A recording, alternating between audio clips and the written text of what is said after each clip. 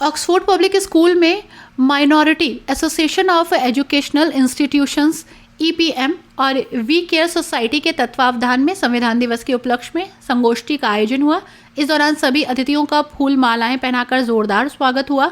संगोष्ठी में संविधान की प्रस्तावना, अल्पसंख्यक और मानवाधिकारों पर खुलकर बोलते हुए वक्ताओं ने कहा कि हमें भारतीय संविधान की रक्षा और सम्मान के लिए सभी मतभेद भुलाकर एकजुट होकर काम करना होगा। कुछ स्वार्थी लोग संविधान का दुरुपयोग करने का प्रयास समय समय पर करने का प्रयास करते रहते हैं। उनके हमें एकजुट होकर मुंहतोड़ जवाब देने की जरूरत है। संविधान में दिए गए मौलिक और नागरिक अधिकारों के प्रति हर नागरिक को जागरूक होना होगा, जिससे वो अपने अधिकारों और कर्तव्यों को भलीभांति जान सके।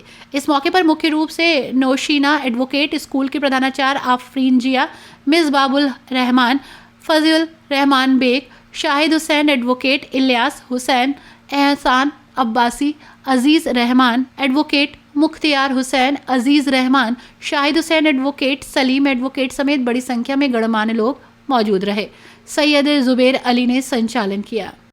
कोई देश मुकम्मल नहीं, हमें अपने आप को मुकम्मल बनाना पड़ेगा, हमें एक अच्छा इंसान बनना पड़ेगा, हमें एक अच्छा शहरी बनना पड़ेगा, तब कहीं जाके हमारा देश उन्नति करेगा और हमारे देश का नाम रोशन होगा।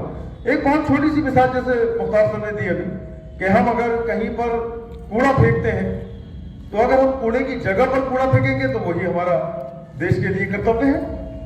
सबसे बड़ी चीज, हम रोड पर अगर सही चल रहे हैं सीधे अपने रास्ते पर, वही हमारा सबसे बड़ा कर्तव्य है। हम रूल्स को फॉलो नहीं करते और फिर हम ये कहते हैं कि हमारे साथ गलत हो गया। गलत अक्सर हो जाता है, कभी कभी वो तकदीर में होता है, लेकिन आप अगर सही चल रहे होंगे तो ऐसा कोई आदमी नहीं जो आपको आकर खुद मार दे, टक्कर, कोई टक्कर नहीं मारेगा। भले ही आप ये कहें कल को कि मेरी गलती नहीं थी, गलती कहीं ना कहीं आपकी होगी जरूर। तो लिहाजा संविधान दिवस के मनाने का हमारा सिर्फ यही मकसद है कि हम अपने अधिकारों को समझें, हम अपने कर्तव्यों को समझें और इस देश की तरक्की के लिए काम करें, इस देश की तरक्की के लिए काम करें, एजुकेशन के लिए काम करें, गरीबों के लिए काम करें। नहीं है, आप सब लोग उस फील्ड से मौजूद हैं यहाँ पर जिनके साथ 10-10 हजार लोग जुड़े हुए हैं। तो मैं नहीं मानता कि आप लोग 15-16 लोग हैं, मैं इसको नहीं मानता हूं।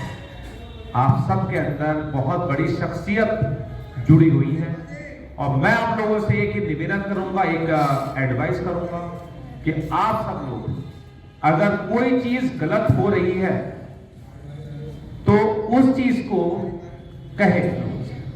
जैसे कि मुख्तार साहब ने बहुत अच्छी चीज बताई कि हमें चलना है, रास्ते में हमने लिया लेस का पैकेट, बोला, फेंका, खाया, फेंक दिया।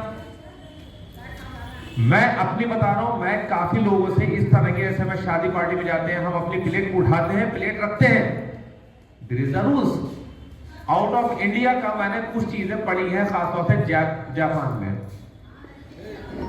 मैंने पूरा उसका एक देखा और पढ़ा। वो बच्चों को स्टार्टिंग से ही समझाते हैं कि आपके जापान के कॉन्स्टिट्यूशन में क्या लिखा हुआ है, उसको फॉलो अप भी कराते हैं।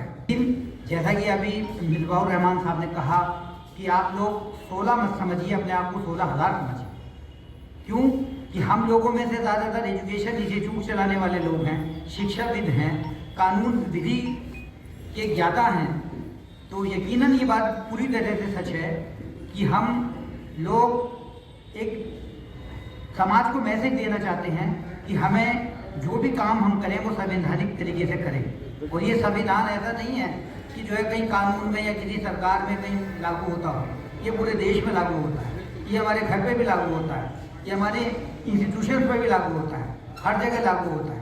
तो इसीलिए मैं फिर एक बार फिर जनाब जियाउर रहमान साहब, मिसबाहुर रहमान साहब, खासकर हमारी भाभी, क्योंकि वो हमने ये बात बिल्कुल पूरी तरीके से सच है कि किसी एक आदमी की कामयाबी के पीछे एक औरत का हाथ होता है।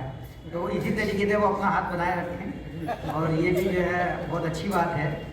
जैसे सारे लोगों ने कहा करते हैं कि प्रैक्टिकली उस पर फॉलो अप करना है, तभी हम कामयाब हो सकते हैं और इस देश को जो है सोने की चिड़िया बना सकते हैं।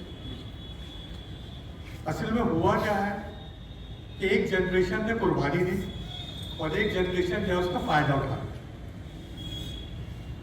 उस फायदे को जो है वही समझ रहे हैं कि जो हम सड़क पे चल रहे हैं तो हम आज़ाद हो गए, बस अब कुछ नहीं।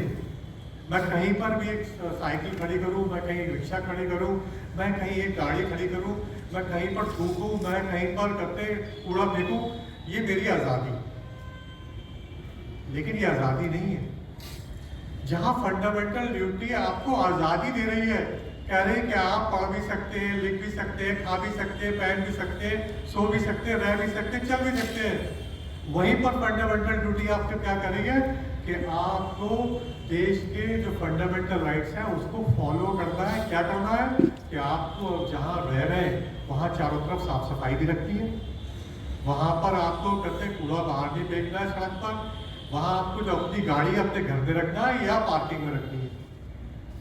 वहाँ आपको जब सड़क पे चल रहे हैं, एक किताब शायद सबने पढ़ी होगी हाई स्कूल या इंटर में, कि वो जो जहाँ तक आपकी छड़ी है वहाँ तक आपकी आज़ादी है।